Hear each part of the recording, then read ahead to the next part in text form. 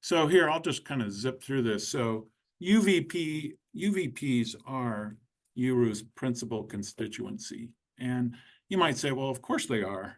But we've actually had some thought about that, over the years. Should we be an organization for all of the folks who work in undergraduate education at research universities here in the U.S.? Should we be just limited to the U.S.? What exactly is our focus and our constituency as an organization? And we decided some years ago to kind of really build around the undergraduate vice president provost by so many different titles, and to gear everything we do to try to support folks in that role, which are was roles which often were inspired by the original Boyer report, which was our association's founding document from the year 2000.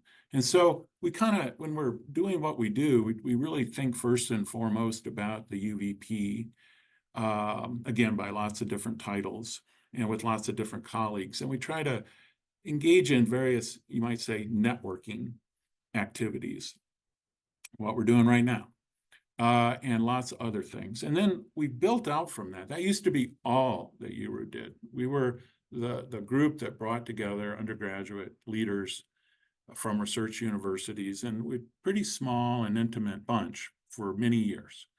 And that was great. I remember when I first engaged with UERU, I'd gone on a site visit to Stanford University, and our colleague there at the time, Harry Elam, said, "These are your people, Steve." And I had never heard of it. And when I came to the first meeting a decade ago, that was my experience. I thought, well, these are the folks who are doing the job I'm doing. I could learn a lot just from knowing how they're experiencing things. A lot of them had more. I had just started, so everyone had more experience than I did. And that's kind of the core experience that we still wish to maintain and build on and strengthen in various other ways. So more recently, by that I mean in the last few years, we've been adding some additional modalities or ways of interacting with UVPs, and that includes through collaborative research and scholarship. And the best example of that is the Curricular Analytics Project, which has 30 universities working together to share a lot of data, including not just their curricular data, but their student outcome data, in order to benefit from the research that we can do together. And there's lots of examples of that sort of on our agenda, so we'll come back to that.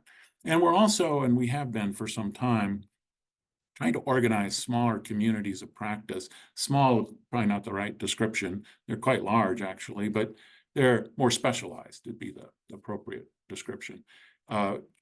Working to, in the case of, say, the academic advising community of practice, improve advising on our campuses by bringing together the leaders in advising on our campuses, which don't have an alternative group. NACADA is great, but it doesn't really focus on some of the issues that larger campuses, research university campuses, need to grapple with in advising, for example. And we have the National Academies for Science and Engineering Medicine teaching learning report forthcoming this year. That's going to be another example of an area where we can work together to implement a set of ideas as appropriate to our particular experiences and campuses needs and so forth.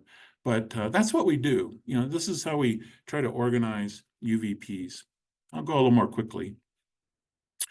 I shared this at Arizona's meeting. We used to take a lot of time to talk about ourselves at meetings, but now we have such full agendas and large attendances and so forth that we don't usually devote a whole lot of time to what we used to call the business meeting, looking at UERU and itself and how we were growing and developing. But I shared this briefly at the University of Arizona meeting that, we've signed a new memorandum of understanding with Colorado State.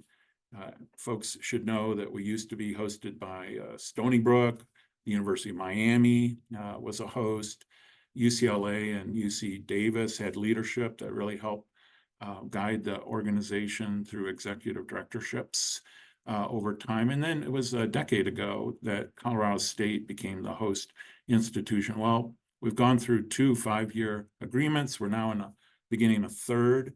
And it's important because CSU subsidizes our operation in different ways. And it's also great that our new president, who's a year into her presidency, has really adopted the Boyer 2030 report and sought to want to make it part of what we do here at this campus in Northern Colorado. Our membership, as I mentioned, has really changed a lot over the last few years, where we have many more members, and that allows us to do a couple things, have richer conversations, because we include so many different perspectives now that we didn't previously. And it also gives us, for example, a chance to maybe have a little more influence working together when we face common issues around the country. There may be some downsides too, though, to growth. We can come back to that. We don't want to lose our intimacy, for example, that we know one another and that have candid and trust-based conversations, things like that. So that's sort of the way we think a little bit about what would be an ideal total membership and the like. We're not trying to grow particularly, but there are some other perspectives and experiences which would be nice to benefit from.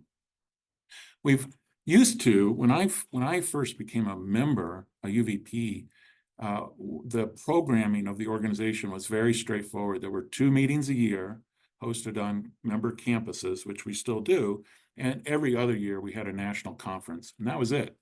There was no online presence. There were no other activities whatsoever. There were just those undertakings, and I found it valuable even then. Just doing that was really helpful to me. We've done a lot more, obviously. And this kind of gives you a sense of some of the things that we've been doing in terms of programming. I usually estimate it's something like 10 or 15 times the programming that we previously did. So it's qualitatively different than we used to. And now here's a simple Venn diagram. How could you have a strategic discussion without a simple Venn diagram? I just want to imagine, like, where do we locate ourselves in the higher ed environment? We know there's a lot of important, large, influential higher ed organizations in the U.S., as well as those, internationally. And here's what the board and the home office and others have kind of developed to kind of think about where we might best imagine ourselves. And that is at the intersection of these particularly 3 large national membership organizations. We all know about AAU, which has recently expanded its membership to include 6 more new members, and that 3 of those 6, highlight some of the equity excellence thinking that Barbara Snyder has particularly advocated in her presidency of AAU and through her leadership of the Boyer 2030 Commission. So really exciting to see AAU building on a lot of their important work over the years that Emily Miller, for example, has led, and now with Barbara's leadership, we really see that organization addressing undergraduate affairs in a really bold and important way, I think. And APLU has long been focused on the importance of undergraduate education, particularly the last 5 years with Julia Michaels' leadership of the Powered by Publics initiative. And, of course, Julia's now working with us. We're really excited to be kind of in that, we see APLU as a really close and important collaborator in the public space, although a lot of our members are private universities. So we do some things they don't do at APLU. And then AACNU historically has really paid a lot of attention to undergraduate education, but not so much at the research university. And with all the kinds of challenges that we face in the R1, R2 space, they're really strong, though, in lots of respects, including, as we all know, the integration of high impact practices and thoughtful sort of discussions about the importance of core curricula and general education, and on and on. There's so many great things that come out of AACNU discussion. And as we all know, we partnered with them last year and this year coming to host national conferences. And we really appreciate Lynn Pascarella's support of everything we've done for years and years now. And it's been really important to us. Again, kind of just sticking with the higher ed landscape, if you will. We work in parallel with other organizations. We all know there are, 3,000, 4,000 institutions of higher learning just in the United States. And we just represent 125 or so of them. Well, there's so much room for work to be done in undergraduate education. And thankfully, there are other organizations that do important work in this space. We're not the only ones. And these are some that you might say work pretty closely in parallel with URU, and with whom we all have, we have very collaborative and cooperative relations with everyone. APLU has phased out its Power by Publics initiative, but we work closely with UIA, which is small. Gardner Institute, I just recorded a podcast with John Gardner that will come out soon. Tim Rennick has been a champion of undergraduate education at Georgia State for a long time, very successfully so. And his new institute is doing great work around the country with consulting on various issues. So, Tim will be with us at our Emory meeting in June and so forth. And then you think about how we collaborate with other specialized orgs. We do, and this is not a comprehensive list at all, but we really maintain relationships with lots of partners. We'll be hosting a session at the Pod Network meeting in Chicago this fall, which we did at Pittsburgh last year on excellence in education's. Deborah Santiago will be giving a town hall for us, where she's coming to Colorado State actually to give a talk, and we're gonna beam that out to everyone, live stream it next month. We'll announce that soon. On and on and on. So we're constantly working with others to try to facilitate common goals. What would a presentation like this be without a SWOT analysis, right? You got to have them. And I'll just touch on a few points. I think we have a lot of strengths. That's my perspective. I hope it's yours as well as an organization. We really are increasingly understood to be this important group of leaders who are situated very strategically in large universities, where we both can understand and are participants in creating the strategic overall direction of our institutions, as well as we're not so removed from the implementation of initiatives, the day-to-day realities that academic life at our institutions across the board, all the different colleges and units. So it's a really important position, we think, and it has increasingly strategic value for our institutions. And our institutions, without any intention for chauvinism in any way, they're just darn important. There are not too many of us, but we educate a whole lot of students. Just the research university sphere educates roughly about 5 million of the 20 million students in post-secondary education at any given time in the US. Half of those students are in the community college 2-year institution world. The other half are in 4-year, and we're half of the half. And it's a powerful half because our institutions have a lot of resources, influence. We shape a lot of the trends in higher education, and so we play a role and can play a role. And there's a lot of opportunity there. We have some weaknesses. I think we do relative weaknesses, you might say. It's not universally recognized how important we are. We're working on that. I think it's increasing and changing, but it's not always there yet. We still confront some skepticism sometimes. I think there's there's great potential ahead of us, but we haven't fully realized that potential. And we're growing fast and trying to do new and different things, and that leads to some struggle here and there sometimes. Like, I can't get the slides up, So we have opportunities. They are abundant. I really do think so. And some threats, maybe. I was going to leave that blank, but I was advised to put a couple in there. And certainly we live in a time when higher education is under the gun in so many different ways, and public support is not strong as it used to be.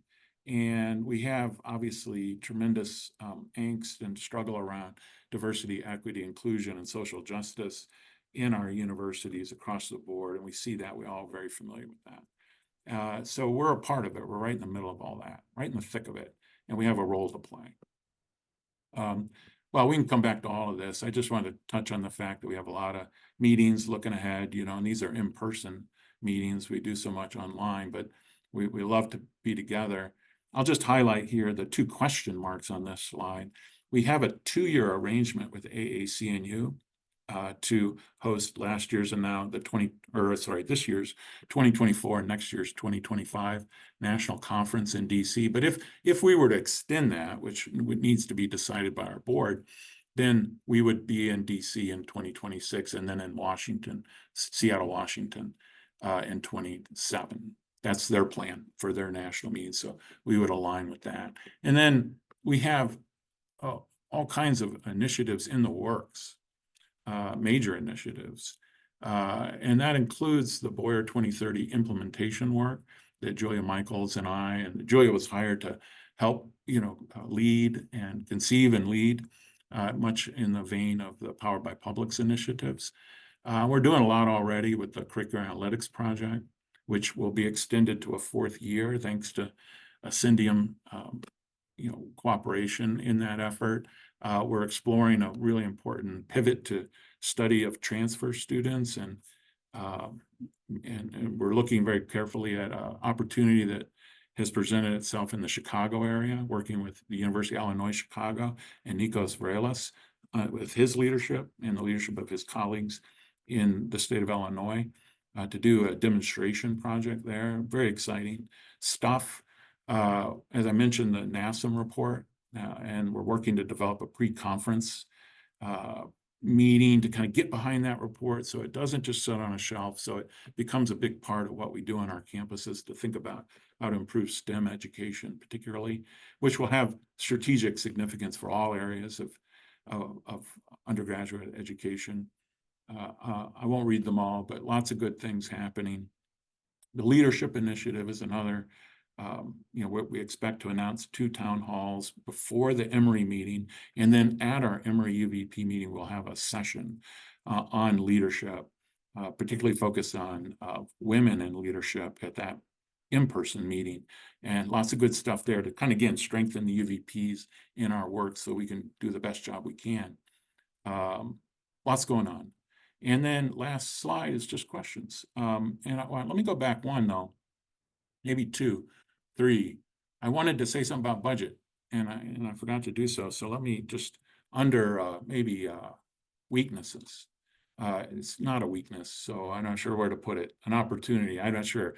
But just to give you a sense of it, we have a core budget and a soft budget, right? So we receive dues from each institution, and CSU provides a subsidy. And then let me go ahead and end the slideshow. See if I can return us back to full screen. Are we seeing each other? No, here we go. Stop share. That's what I wanted. There we are.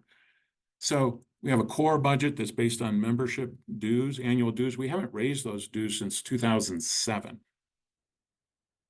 That will not be able to continue, I'm afraid. We're probably going to have to at least adjust to inflation and the like, and probably raise our dues modestly a little bit, even though in order just to address certain equity issues and be functional. We don't want to ever have a lot of overhead or infrastructure. We want to continue to be lean and have a home office that's not look terribly large, nothing compared to those other organizations I mentioned, which are all vastly larger in terms of staffing than us. That's fine with us. We don't need to be large in order to be effective, but we do need to kind of keep up with certain resource needs. So I'll talk about that. That's our core budget, CSU subsidy plus dues, and then we get grants. We're always trying to subsidize what we do with philanthropic support.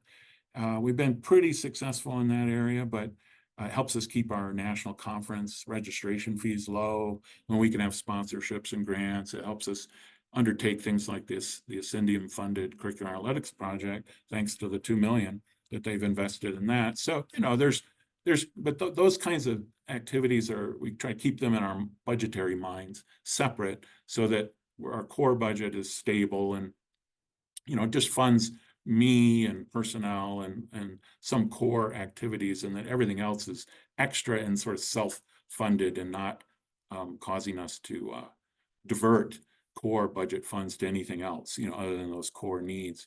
And I would add when I became the executive director a little over 5 years ago, about 5.5 years ago now, our savings were very low, and we've been able to build our savings up to the point where we have a year's worth of savings. Enough savings to cover a year's worth of operation, which is the standard for a nonprofit, for a group like ours, to have that sort of nest egg, if you will. And it's just there, and it's, you know, an asset for us in case we ever needed it to fall back on for our own stability going forward. I think I've taken plenty of time talking at you. Again, really appreciate your joining this, and remember that we're being recorded, so our conversation could be a benefit to other people who might watch this at another time. But Julia, before we get any thoughts from others, was there something that I maybe neglected in that presentation that you think we ought to underscore before we kind of engage folks in conversation? I think it was a pretty comprehensive overview. I'm interested to hear what questions our audience might have, and I think that's where we could have a really great conversation. So I would just move on to the questions. All right, let's do that then. Who would like to ask some questions? You know, this is a member-driven group, and we know each other. It's I'm not just saying that. This is a genuine thing, and we need your input. We need your questions, including hard questions, tough questions. We'll do our level best. Can't answer them right now, to do research and answer them more, effectively and fully at another time. So who would like to be first? Yeah. Thanks, Amy. Yeah, I'm going to just start with something that's not a question, which is to say that I wish I could participate more in the more regular calls, but I have very much appreciated the interactions at the meetings with this group, what you've done, meeting people in Philadelphia. I'm hoping to come to Emory, so we're relatively newer in joining this, and I think personally, I have gotten more out of the interactions I've had with this group than others in your list. And I know we're being recorded. That's all I'm going to say about that. But I definitely appreciate that. And I also appreciate the opportunity to work with other deans and vice provosts, or to have the conversations be more at that level. There's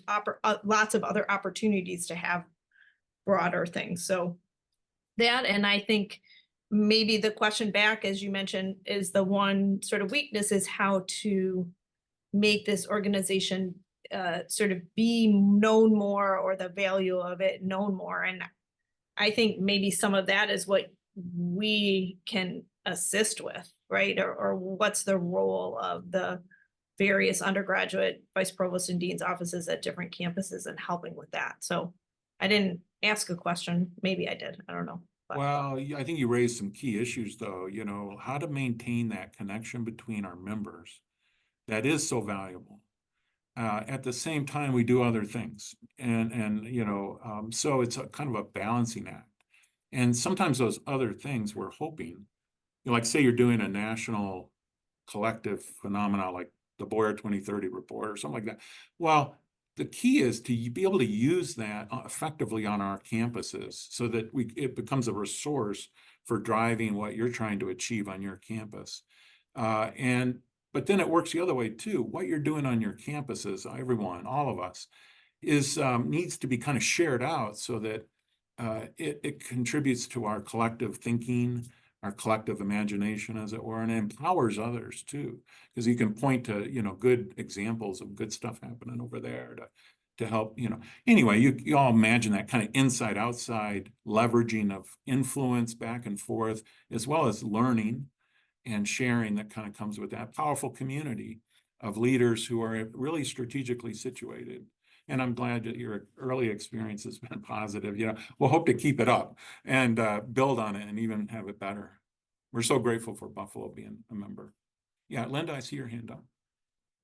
I'm going to build on Amy's point. And one, I always appreciate this group, even when I can't attend hot topics discussions or things like that.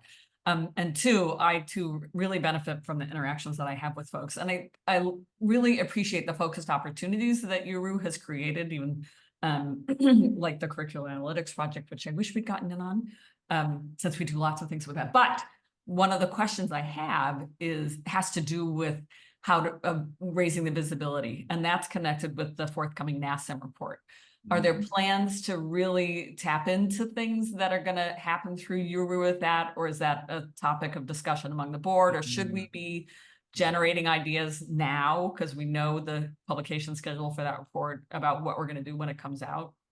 We're all about that report. I'll tell you, it's so cool. You know, maybe you don't realize, but it kind of came out of UERU. Believe it or not, Michael Denon, let's give credit where credit is due. Dr. Denon there at the University of California, Irvine, back at a UERU meeting, gosh, it must have been 8 years ago, something like that, had a big conversation at the end of our national conference about, hey, you know, we ought to get together and have a National Academy's standards kind of report on STEM. Anyway, that idea came to fruition, and Archie Holmes, our dear colleague and board member emeritus, is the leader of that report. Friends like Marco Molinaro, who for so many years was at UC Davis and now is at the University of Maryland College Park, is a member of that commission. Mary Murphy, the social psychologist at IU Bloomington, whose new book is, making a big splash on growth mindsets and organizations. She's a member of that committee. We have a lot of friends there. And I was invited to last December testify or, speak at one of the open public sessions for that on behalf of UERU, and many of you shared your thoughts about that report's draft form, and we sent that on to the committee. I'm told that it's going to become a published report toward the end of this year, maybe late this year, and Julie and I and others have been working on, I mentioned this, a pre-conference for our national conference that would occur on January 21. And that with the National Academy support and other constituency support would really bring together very high-level leaders, as well as us, UVPs, and our constituents, to talk about how over the next few years we can, in a very funded, methodical, intentional way, see that report implemented on our campuses for the great benefit of students and faculty and staff in STEM, as well as for those who are going to be influenced by this undertaking, that really addresses what, maybe half or maybe sometimes more than half of the academic fields that are prominent or in place on our campuses. So again, potential for much broader impact beyond STEM as well, supporting what's going on beyond STEM as well. So yeah, we're all over that, honestly, and think it could be a really big deal. Julia has written up a proposal, and go ahead. Why don't you add beyond what I've already said? Sure. I mean, we certainly want to coordinate with NASM on this, but we are cooking up that pre-conference, as Steve mentioned, to really sort of drive home that this is something that we care about. We want to help UERU members implement the recommendations in the report, which hasn't been published yet, but we are really confident that that will be a high value event and raise our visibility. Also, on the point of visibility, I'm glad that you both have brought this up. What I'm hopeful to do is develop some projects that will implement other aspects of the Boyer 2030 report, because I think that what UERU really brings to the table as a higher education organization is these are the folks doing the work, and we're getting results. And I think we can get even greater results by coming together around implementation. So we don't have a huge marketing budget, and I don't know that we should be doing a lot of that. Actually, I think what the value is and what will get seen is the progress that UERU members make compared to others in terms of that implementation. So that's my plan, and Steve and I have been working on this for a little while and talked about it quite a bit. Yeah, and there's a lot of other things going on too that are pretty high profile. Obviously, the Boyer 2030 report has helped raise our profile as an organization. It's been downloaded over 20,000 times to over 14,000 unique IP addresses, and it's become part of a lot of conversations. There's a follow-up Johns Hopkins University Press book that folks have contributed to, including Julia Spears, and her president at Marshall University, for example, has a chapter in it. We're expecting that to come out in 2025 and have kind of a launch at our MIT Harvard meeting in the spring of 2025, get some more visibility around, really exemplary kinds of implementation activities. And I proposed a book series to Rutledge, and hopeful about it, that we could highlight in more in depth in sort of topic areas, the kinds of practitioner scholarship that helps us all see better and learn more from one another. So kind of building out the scholarly dimension of Boyer implementation through some of those methods. And in other ways, to raise our profile, we've obviously partnering with AAC&U has been a way of elevating our national presence a bit. And maybe some other things, we're doing some other things too, to try to make sure that we're in conversation and recognized as important voices to be heard. And it's not UERU, or certainly not me, it's you all, it's our members. And we're always trying to direct people to our members so they can, interview them or ask for some consulting to be done, or in other ways, benefit from our members' experience and expertise.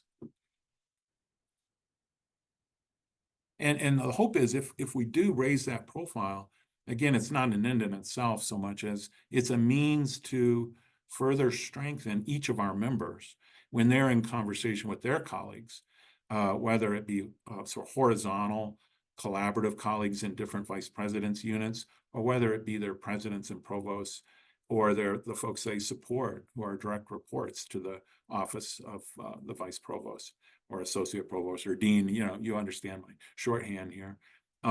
So in any way we can to use that visibility to leverage and empower our own members vis-a-vis all the different constituencies they work with, that's kind of our aim there. It's not just to be well known.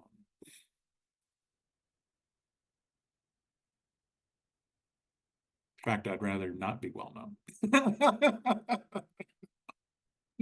And Steve, you like us to be the scrappy upstart higher ed organization. Yeah.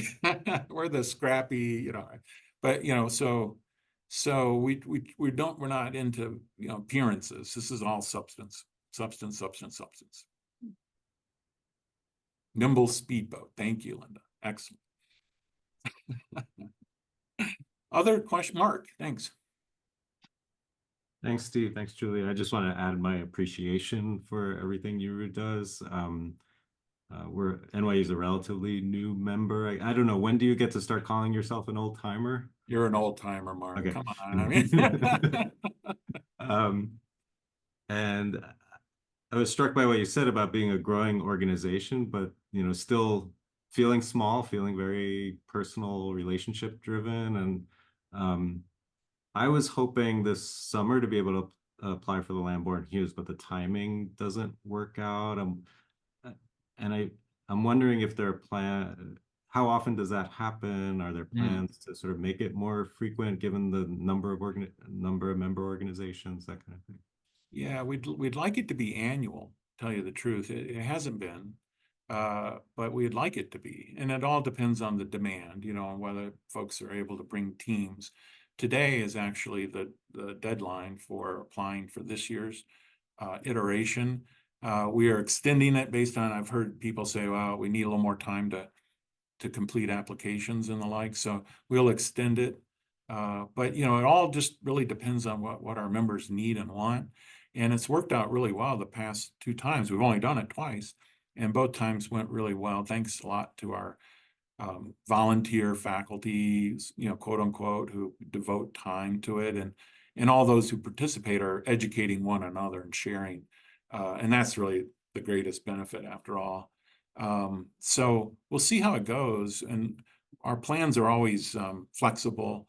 And we do try to, being a speedboat and all, we try to adjust really fast. And we don't want to get locked into anything that, doesn't really serve our members. And kind of the way it works is everyone re-ups every year, either decides to pay their dues or doesn't. And most people do, of course, but we kind of like that idea of being very in the moment tasked to meet immediate needs, as well as think a little bit out, of course, it's kind of like what we do in our jobs. We've got the year ahead of us, but we're thinking a little bit longer term about how we're going to adjust to the environment and its changes, and to reach some ideal goals that we're striving for as well. And we want to mirror that same feeling, and hold our feet to the fire that way, so that we don't get, off on our own tangent or somehow not focused on what we all need to be focused on. Education's like that. It's like medicine, right? It's, you'd only get one shot at kindergarten, and one shot at a first year experience or a capstone seminar, and one shot at transitioning to graduate and professional school or career. And that's where, so we need that sense of urgency and immediacy.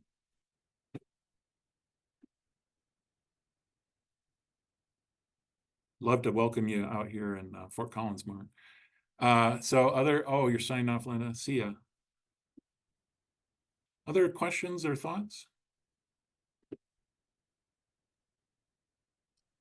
Thanks. I'll echo everything that others have said, because I so appreciate the UERU community and the relationships that I have forged as a result of coming to some of the convenings and to the UVP meetings and some companion meetings that we've had with the advisor group that I have been a part of. One thing that strikes me, though, as it relates to that, is the way in which we are leveraging our colleagues to better understand what's happening in certain key areas, and how there's research that we might not have the ability to, because we don't have the time or it's bigger than us, but to just really dig into some particular topics that are relevant for student success at research universities, which I think is a unique space, and one that we have not really done enough research on, and how UERU can help to leverage some expertise and talents from other entities like Titan, or there's a lot of thought partners that potentially can add value to us understanding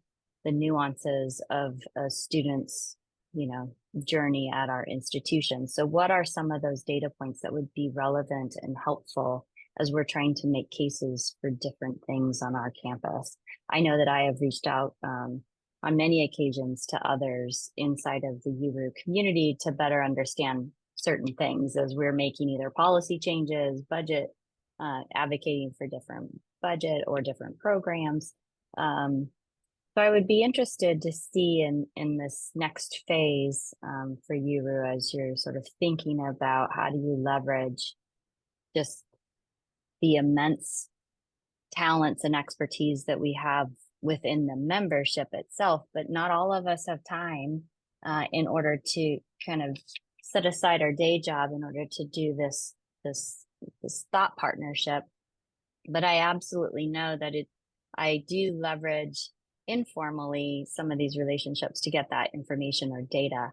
So I wonder if there's a way to do that, a little more systematically, so that we can have that information at the ready for not only for internal proposals, but for grants and for other things that we're doing. I feel like that's an area that potentially would be of value.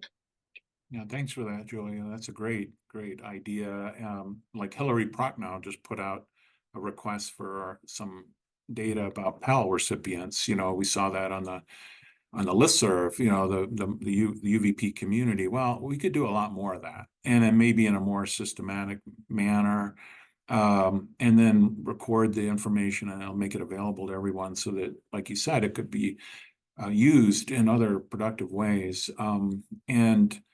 Like Colleen knows, from her participation in the curriculum analytics project, you can't really make sense of the data that comes out of that study of that tool, the use of that tool, unless you do have colleagues who are also doing the same thing, and so that you can compare apples and apples and so forth, and make sense of what these figures mean. And likewise, as we push ahead on different fronts, like the admissions partnership that Julia brought to us with Urban Institute and Brian Cook's work on sort of post-SCOTUS admissions phenomena, where we're not sure, we don't know, what the outcomes are. We have fears, and we see what's happened in other states and places where restrictions have been placed on how admissions does their work.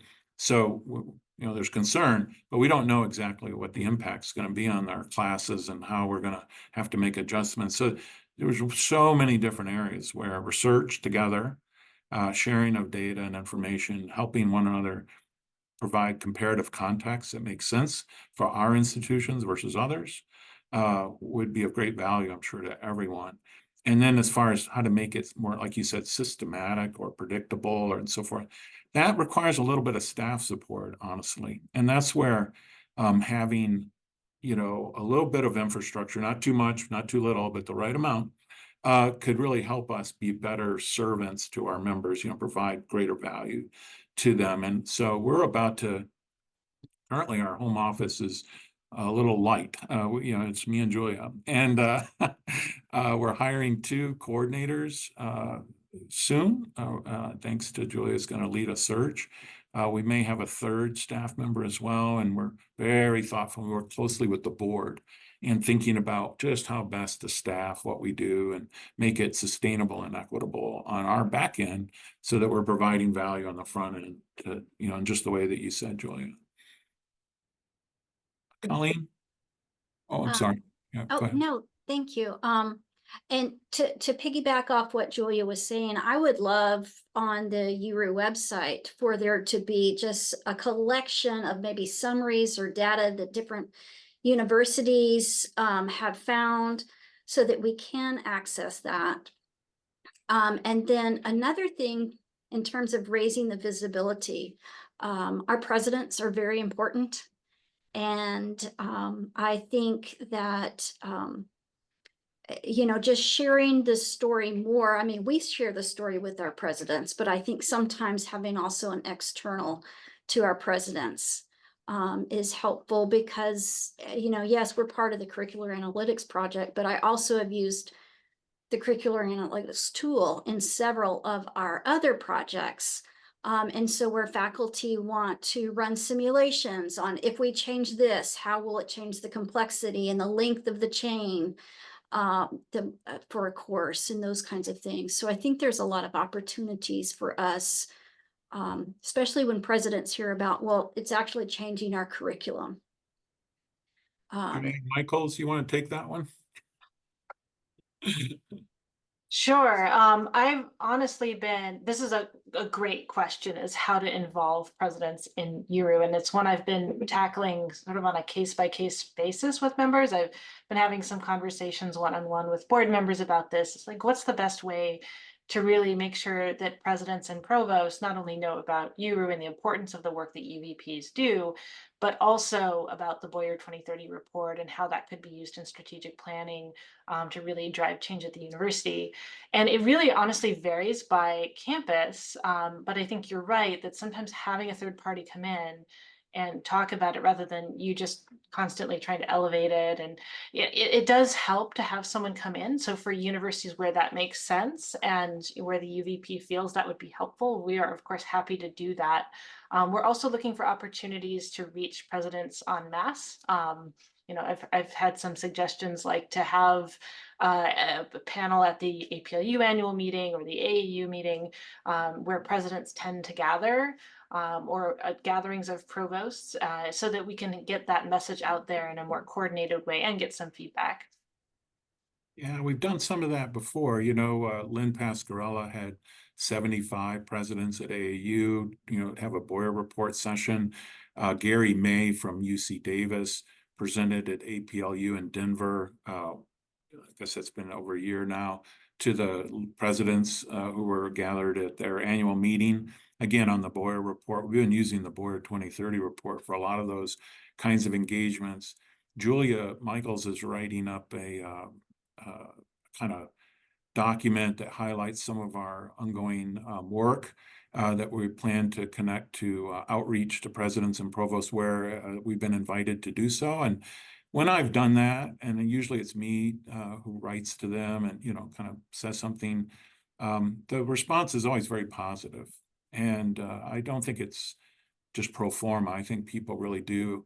I think our presidents and provosts are coming around to the realization that undergraduate programs drive research university growth and development.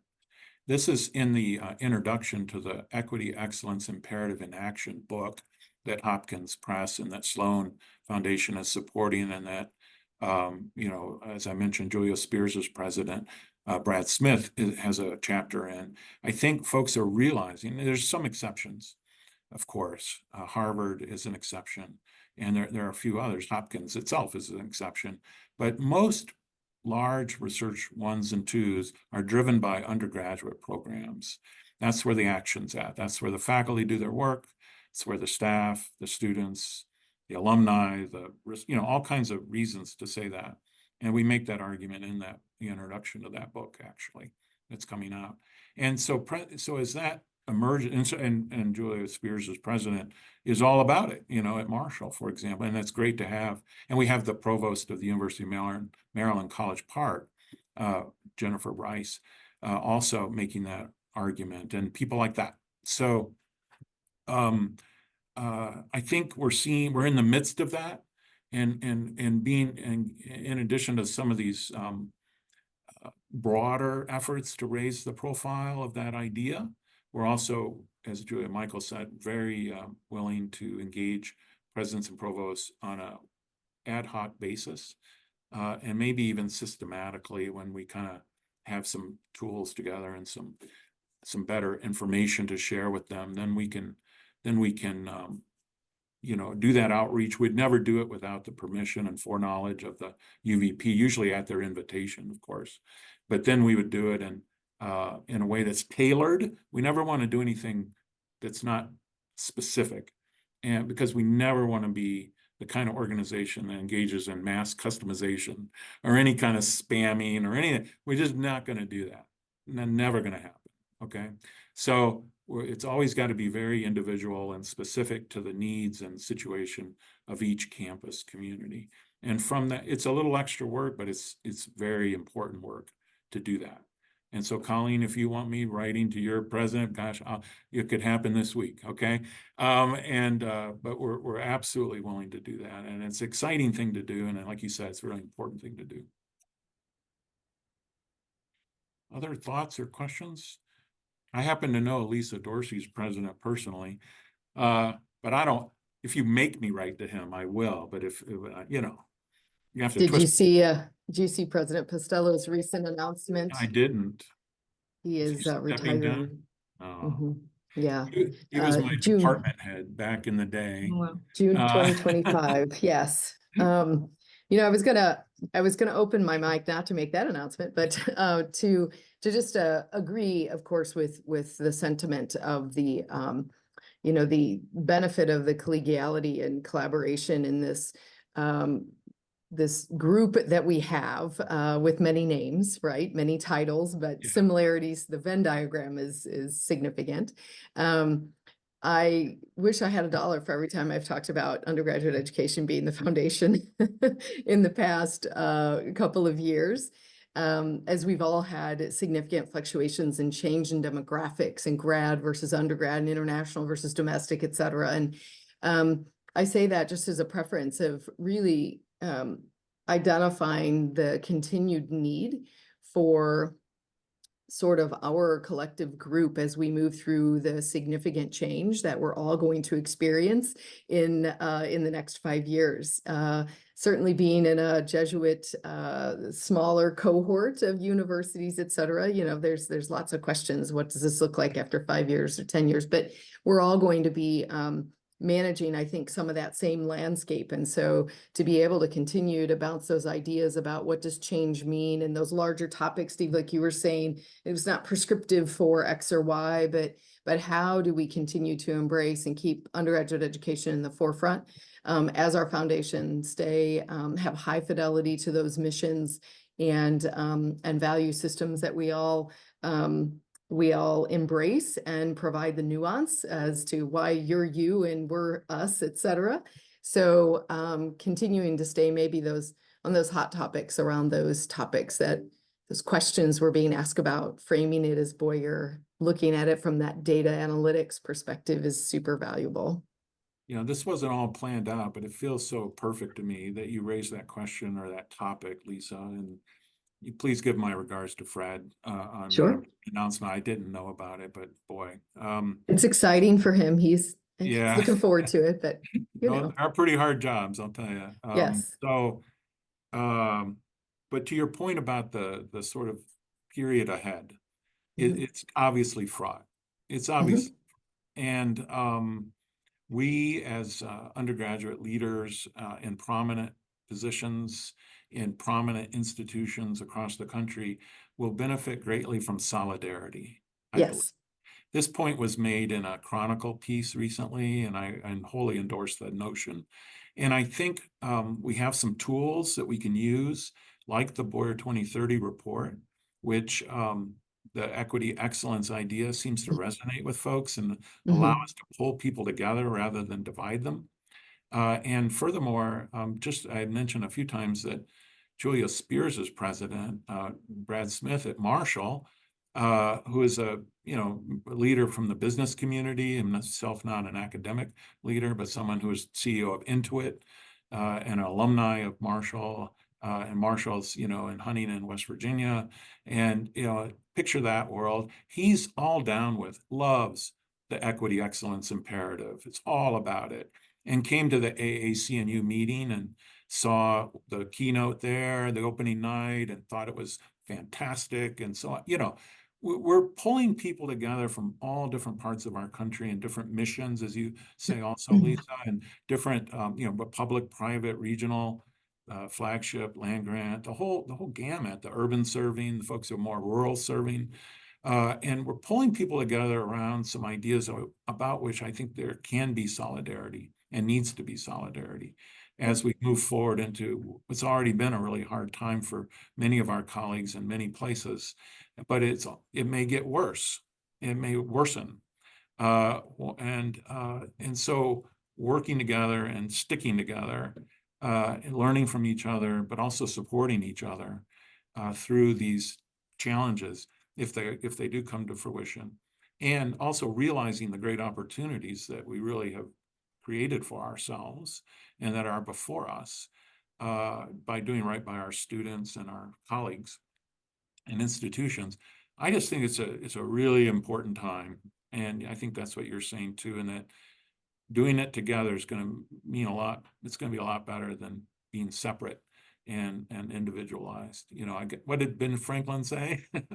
He had a remark about that, the need to hang together or hang separately, I believe it was, right?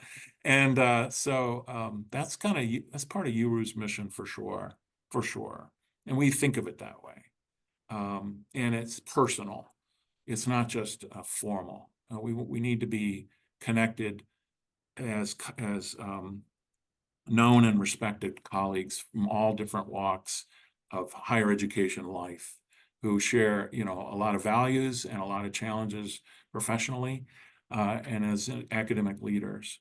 So we're all about that, and we need your ideas and help in doing it, and in reaching out to colleagues, and maybe those who aren't part of our community, maybe we could pull a few in. We don't need many more, I don't think, but maybe a few. And those who are already in the community, just listening to them and understanding best how we can support each other, provide whatever it is that's needed in order so they can be successful in their work. I think that's such a great point.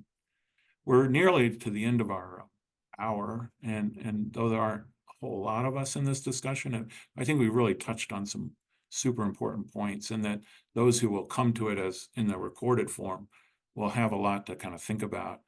And if we feel like having these conversations is useful going forward, we're always open to doing so. We just don't want to bore anyone with the sort of fine details of running an organization or something like that.